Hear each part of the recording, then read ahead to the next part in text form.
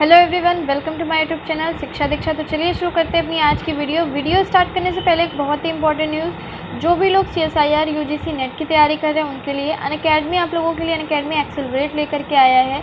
आपका 28 मार्च को 12 to 1:15 PM तक आपका ये टेस्ट चलेगा।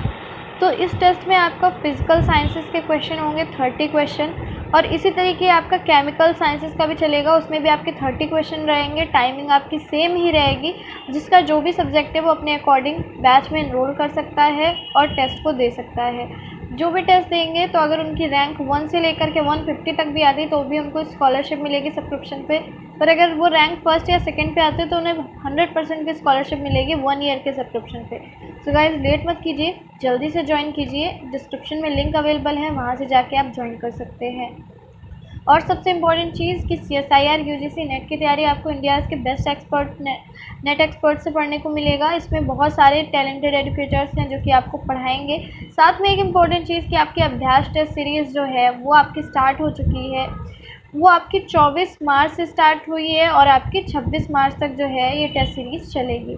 तो गाइज़, लेट मत कीजिए, इसके लिए लिंक अवेलेबल है, जल्दी से आप इसके लिए एनरोल कर सकते हो। डिस्क्रिप्शन में लिंक अवेलेबल है सारी की सारी। और आपको सिर्फ रेफरल कोड यूज़ करना होगा शिक्षा 10, इससे आप कोई भी बैच ज्वाइन कर सकते हो। साथ में आप सब्सक्रिप्शन प्लस या आइकॉनिक का कोई भी सब्सक्रिप्शन ले सकते हैं अपने अकॉर्डिंग।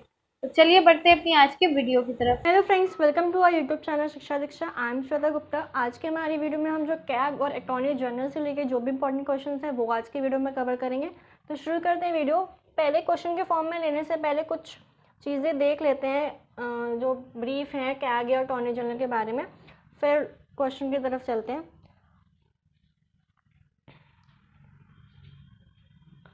जैसे अटॉर्नी जनरल है हमारा, मतलब महान न्यायवादी है,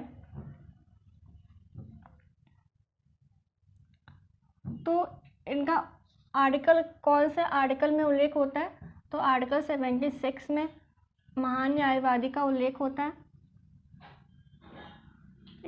दूसरा क्वेश्चन आ जाता है कि भारत का प्रथम विधि अधिकारी किसे कहा जाता है? तो अटॉर्नी जनरल को ही कहा जाता है। तो क्या हो जाएगा? भारत का प्रथम विधि अधिकारी।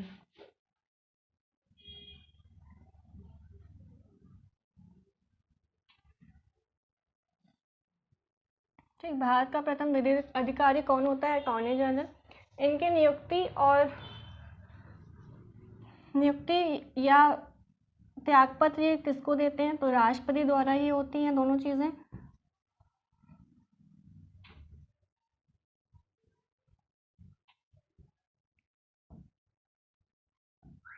ठीक, वर्तमान में कौन है अटॉर्नी जनरल?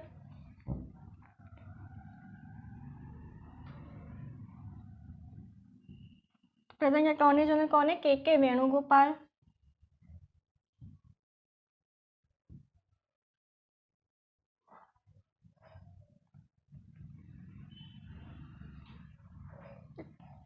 अभी तक क्या हमने देखा कि अटॉर्नी जनरल से रिलेटेड हम देख रहे हैं चीज़ें। तो अटॉर्नी जनरल का उल्लेख किस आर्टिकल में होता है? अनुच्छेद में होता है। तो आर्टिकल 76 में होता है। भारत का प्रथम विधि अधिकारी किसे कहा जाता है? तो अटॉर्नी जनरल को कहते हैं। नियुक्ति राष्ट्रपति द्वारा और त्यागपत्र भी राष्ट्रपति को देते हैं। और वर्तमान में अटॉर्नी जनरल कौन है? महान न्यायवादी कौन है? के वेणुगोपाल। जो कार्यकाल होता है इनका कितने वर्ष का होता है? महान न्यायवादी का कार्यकाल, इनका कार्यकाल होता है 3 वर्ष का। पर फिक्स नहीं है, ये बढ़ाया भी जा सकता है। वैसे मिनिमम 3 वर्ष है कि 3 वर्ष तक इनका कार्यकाल ही होता है, बट आगे ये बढ़ाया भी जा सकता है राष्ट्रपति के इच्छानुसार। तो जो के वेणुगोपाल हैं, इनका कार्यकाल जो था वो 2017 से 2020 का था। 3 साल हो गए, पर 1 साल इनका जो कार्यकाल है वो बढ़ाया गया है।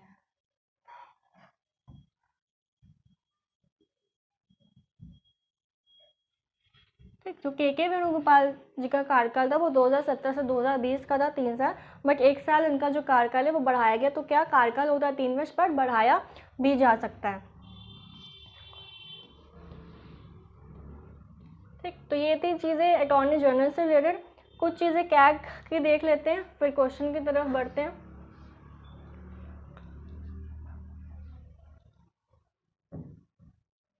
कैग का फुल फॉर्म क्या है? कंट्रोलर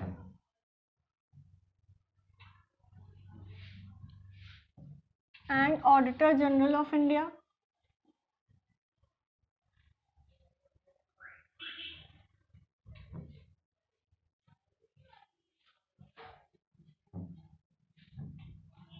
ठीक, controller and auditor general of India. CAG का उल्लेख कौन से आर्टिकल का होता है? तो 148 से 151 तक। कैग का कार्य क्या होता है? वन लाइनर क्वेश्चन आ जाता है कि कैग का कार्य निम्नलिखित में से क्या होता है? तो आय व्यय का लेखा जोखा रखना,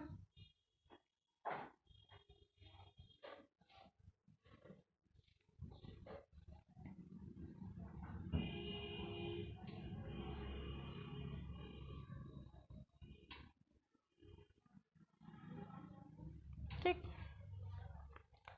कैग का उल्लेख आर्टिकल 148 में होता है, जिसमें कैग के बारे में बताई गई चीज़ें। आर्टिकल 149 में कैग की अहर्ताएं या योग्यताओं के बारे में चीज़ें का उल्लेख है, ठीक। 148 में कैग का उल्लेख और आर्टिकल 149 में कैग की अहर्ताएं या योग्यताओं के बारे में उल्लेख है। कैग का कार्य क्या होता है? आय व्यय का लेखा जोखा रखना। 148 से 151 आर्टिकल इसमें है। कार्यकाल, कैग का कार्यकाल क्या होता है? तो 6 साल या 65 वर्ष, ठीक। 6 साल या 65 वर्ष कार्यकाल। और वर्तमान कैग कौन है?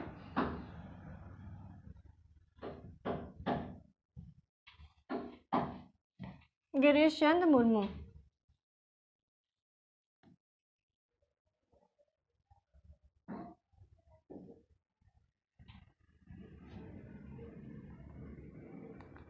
ठीक, तो कैग का हमने क्या क्या चीज़ें देख ली। कैग का full form controller and auditor general of India. Article कौन से अनुच्छेद तक? तो 148 से 151 तक। कार्य क्या होता है? आय व्यय का लेखा जोखा रखना। 148 में कैग के बारे में उल्लेख है। 149 में कैग की अहर्ताओं या योग्यताओं के बारे में उल्लेख है। कार्यकाल क्या होता है? 6 साल या 65 वर्ष। और वर्तमान कैग कौन है? गिरीश चंद्र मुर्मू, ठीक है। अब आते हैं अपने क्वेश्चन की तरफ। पहला क्वेश्चन है,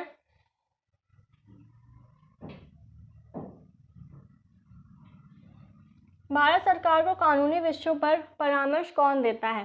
अटॉर्नी जनरल, उच्चतम न्यायालय का मुख्य न्यायाधीश, विधि आयोग का अध्यक्ष, या इनमें से कोई नहीं।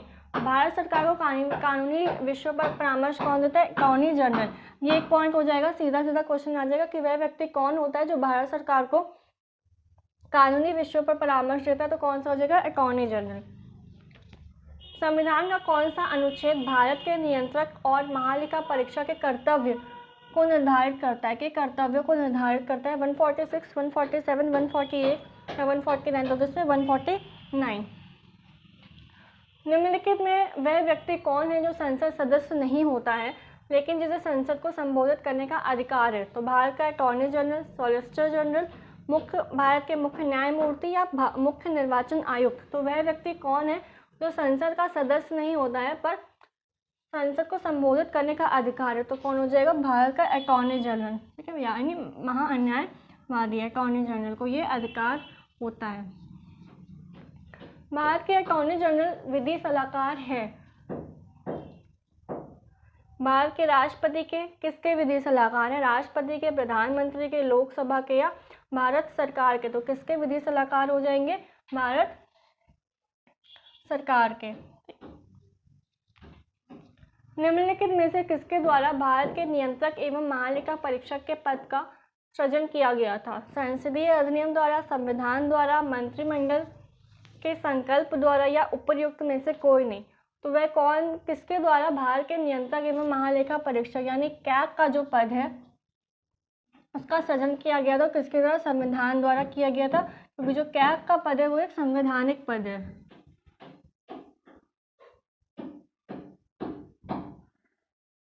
जो कैग का पद है वो कैसा? संवैधानिक पद है, तो इसका जो सृजन किया गया था वो संविधान के द्वारा किया गया था। अगला क्वेश्चन है, भारत के नियंत्रक एवं महालेखा परीक्षक के संबंध में निम्नलिखित में से कौन सा सही नहीं है?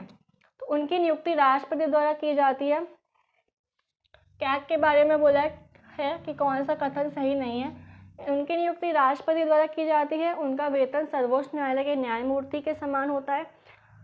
सेवानिवृत्त की, ये तो सही है कि कैग वहाँ हमने मिस कर दिया, तो कैग की नियुक्ति राष्ट्रपति द्वारा की जाती है, ये सही है। उनका वेतन सर्वोच्च न्यायालय के न्यायमूर्ति के समान होता है, ये सही है। सेवानिवृत्ति के पश्चात वे अन्य सरकारी सेवा के अयोग्य हो जाते हैं, सही है। एक ही पद पर जो पर्सन है वो एक ही पद के लिए कार्य करेगा।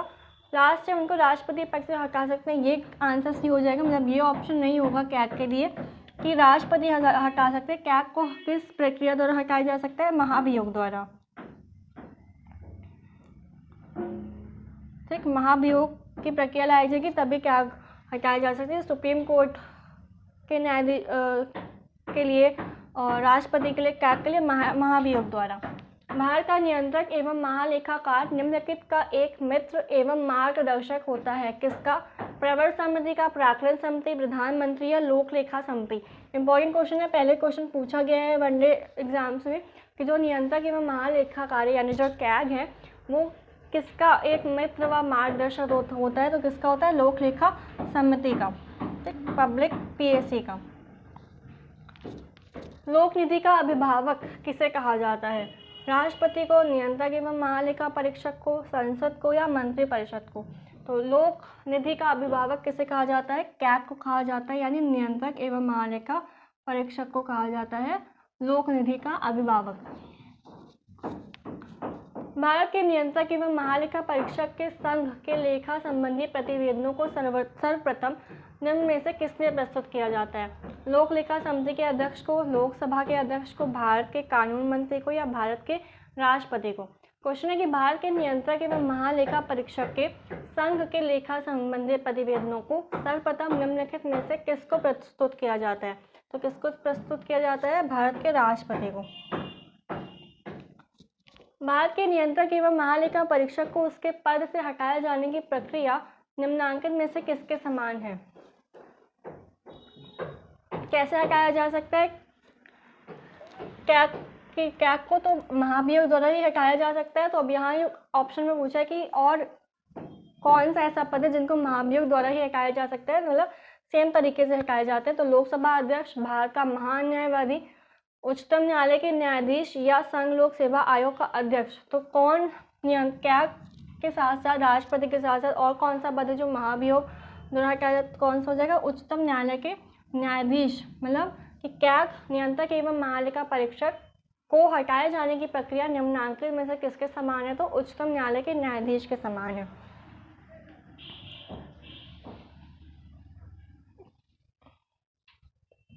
एक बार जो हमने यहाँ कैग और अटॉर्नी जनरल का देखा था वो देख लेते हैं दोबारा से कि अटॉर्नी जनरल का उल्लेख आर्टिकल 76 में है। भारत का पहला विधि अधिकारी किसे कहा जाता है? तो अटॉर्नी जनरल को कहा जाता है। नियुक्ति या ट्रैक पर राष्ट्रपति द्वारा ही। वर्तमान के कैग कौन है? के वेणुगोपाल। इनका कार्यकाल था 2017 से 2020, बट 1 वर्ष के लिए बढ़ाया गया है। कार्यकाल कितना होता है? 3 वर्ष, पर बढ़ाया भी जा सकता है। ठीक, कैग में पढ़ा था हमने, कैग का full form controller and auditor general of India, article 148 से 151। कैग का कार्य क्या होता है? आय व्यय का लेखा जोखा रखना। कार्यकाल 6 साल या 65 वर्ष। वर्तमान कैग कौन है? गिरीश चंद्र मुर्मू। और इनकी नियुक्ति किसके द्वारा होती है? राष्ट्रपति द्वारा।